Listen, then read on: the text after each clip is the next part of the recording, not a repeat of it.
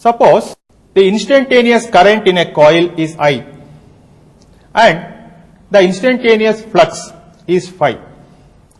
Then larger the current, larger will be the magnetic flux. Therefore, we can write a relation like this: phi is proportional to I, or phi is equal to some constant L into I, where that L is called the coefficient of self-induction, or it is simply called self-inductance. We can define self-inductance like this: if I is equal to 1 ampere, then phi is equal to L. Hence, we can define self-inductance as numerically equal to the magnetic flux produced in a coil by a current of 1 ampere flowing through it. Now, if we differentiate that equation 1, we get d phi by dt equal to L di by dt. Now, this kind of a differentiation is possible because the current in that coil will be changing.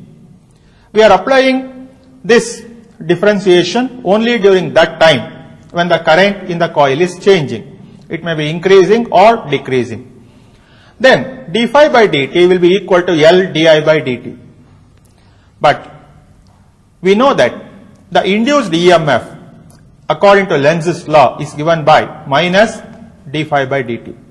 Therefore, the induced EMF is minus L di by dt.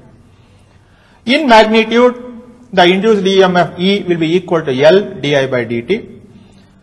And from this relation also, we can define the coefficient of self-induction or self-inductance. Suppose di by dt equals 1 ampere per second. The di by dt will have the unit ampere per second because it's the ratio of a current to a time. If the di by dt is equal to 1 in that equation, then E is equal to L. Therefore, we can define the self-inductance of a coil as numerically equal to the induced EMF in the coil when the current in the coil changes at the rate of 1 ampere per second.